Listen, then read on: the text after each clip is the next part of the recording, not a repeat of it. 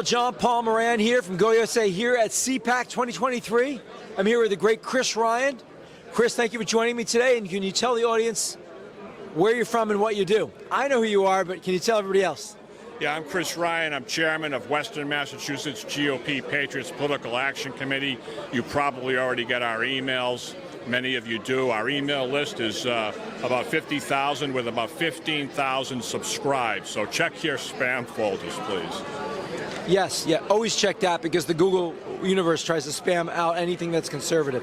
So I've known you for a while, Chris. I appreciate the work you do for the American Freedom Movement, and we're nonpartisan. I put that right out, but we are for liberty, freedom, the Constitution, and the will of the people, and that aligns with American First agenda. So that's American First people do much better on our scoring system. So tell us more about what you're doing for particularly the state party in Massachusetts, the Republican State Committee. Well, we're going to take over the Massachusetts Republican State Committee. Many of you know that Jim Lyons lost by 3 votes on January 31st. So we're going to respond. We're the counteroffensive, and let me introduce you to Operation Rhino Cutters Project right here. Our website will be live in about a week.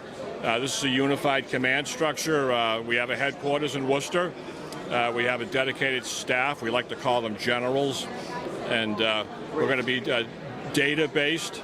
We expect to be outraised by 5 or 10 to 1 by, if I may, this is a military operation, by the enemy. So we're targeting 37 progressive Democrat socialist infiltrators that are on the state committee for defeat. And they get elected to 4-year terms every Super Tuesday presidential primary, the next being on March 5th, 2024. Wow. So you have a lot of work ahead of you because it looks like you're going to be outraised, but you can, money doesn't. That's right. It doesn't take you look at, and we often use the analogy of Rotten Tomatoes when it comes to our scoring system, like the Rotten Tomatoes of politics. And you can have all of the money you want, but when you have a bad movie and it's got a 20 score out of 100 from the audience scale, you're not going to. All the money in the world isn't going to save you. And the same idea, money is important, but strategy is more important. Yeah, I mean, one of our secret weapons is candidate quality. We've recruited most of the candidates for the targeted seats. We still have a few more seats we have to fill, but our candidate quality is superb. It really is. They are ideologically driven, whereas our opponents are mostly driven by ego and money. Money is important to our enemies because you're exempt from OCPF campaign finance reporting requirements. You can pocket whatever it is you get from the Baker Super PAC or from Washington or from Amy Carnevale's friends. So we know this. We already know they're going to out-fundraise us, but we're not going to be defeated because we don't have as much money as them. We're going to get money. And so that's how we're going to win. It's going to be a data-based campaign. All right, great. I mean, it sounds like you have a very organized plan. And can you just say, what's a couple of things that differentiate your movement and the people that you're supporting from, say, people that you are considered the other side or the enemy? What do you think is the main difference that people watching should know? One of the big problems with the state committee right now, there's about 20, give or take, state employees that are on the state committee. And you may not know this, but if you're a state or municipal employee in Massachusetts, it's illegal for you to actively campaign fundraise for Republican candidates or causes. You can't do that because of the state's conflict of interest law. So why are they even on the state committee if they can't fundraise for Republican candidates or causes? It makes no sense. So none of our candidates we vet them. None of them are state and municipal employees. So that we lift that block off their actions. And like I said before, we're motivated by ideology, not by our ego. That's the other problem. Many people are on the state committee just to assuage their egos, and then they don't do anything. And I'm sure you're full of stories of your state committee members not being anywhere when you were getting signatures for ballot initiatives or you were doing events, right? Yeah, when I ran for Congress, I didn't get a lot of support at all from most of the state committee. Now, I would make an exception for the great Tony Ventresca in my district. He did step up to the plate. He was awesome. He worked hard. He had fundraisers. But I didn't see it from really the rest of the delegation, most of the rest of the delegation. So I know that there's a problem. It's like our view is you either fight or you fund or freedom lost. It's fight, fund, or don't complain when you lose your freedoms.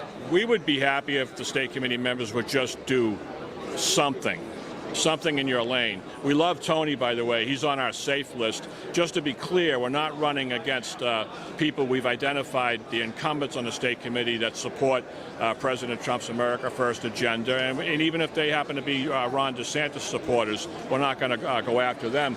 We're going after the people who don't do anything and who conspire with Democrat socialist candidates. There's about 10 that we know of right now of our targets that public record shows they've donated money to Democrat socialist candidates in the Commonwealth of Massachusetts. That's unbelievable. That's just unbelievable. But then again, it's believable because we're in, I jokingly say Massachusetts, but that we have to change it from Massachusetts back to Massachusetts. So I would like to ask you then, before we go, I would like to put it out to your viewers. We're looking for people as well at GOUSA to rate politicians, not only not so much the state committee, because right now we can only focus on what we can handle right now, which is the federal and state. I mean, our federal employees, Senate, House, the president, his staff, his cabinet, 25 in his cabinet, and 3 top races in every state, which is AG, Secretary of State, and Governor, which is 708 people. It's a lot. So we're asking people to join the force, the special agent force. Like you have a military operation, we have a little more of a spy operation. They're like 007s. We employ that in our strategy. Right now, when I released early, it was because we wanted to create a psychological fear campaign, a PSYOPs campaign. We know that many of our targets are running scared right now because they want to avoid embarrassment from their pending defeats. And we're going to defeat just about all of you. We'll probably lose a handful of seats. There's a couple of big names. They're going to get big money. But our mission is this. I'll be really quick. Resume operational control of the Massachusetts Republican Party on Super Tuesday. And our end state, I'm going to use military terminology, our end state is the total decapitation of the enemy's entire political leadership infrastructure en masse on Super Tuesday, any survivors will be politically damaged beyond repair. Now you know the mission and you know the end state. And we're going to work with you. I'm going to make sure that our candidates can help you and become your assets on the ground and help you rate candidates. I can't think of a better group of people to supply you with information. And maybe perhaps, since we're talking about March 2024, maybe you can rate, maybe GOUSA can rate our opponents on scores of liberty. So it's possible. We have a rating system that's geared more for the federal and the larger statewide level, the way they're organized, but it is still on principle, it would still be pretty relevant. So anybody can take the OppScore survey. So that's the first place they can start, no matter what, they can take the survey. Our candidates will be instructed to take your OP survey. Okay, please, that would be great, because it will show where they stand on the Constitution and the will of the people. We have all the state committees' emails. When you're ready, you might have it as well.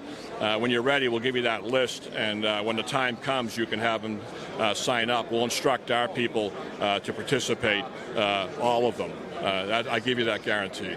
Okay, Chris. Thanks for all you're doing, brother. Have a great trip here at CPAC. We have 2 more days to go. A lot more fun, and we have to save America, right? Yeah, and save America. One last thing. Don Jr., an hour ago, I told him that I'm running the Trump campaign unofficially from Massachusetts, and he told me, go for it. You have our permission, because nobody else is going to do it. The party can't do anything until the conventions are over. We're already running the Trump campaign. Great. All right. Well, thank you, Chris. Thanks for coming. Great seeing you again, brother. Make America great again. Keep America great. Save Massachusetts. Until we meet again. Bye-bye.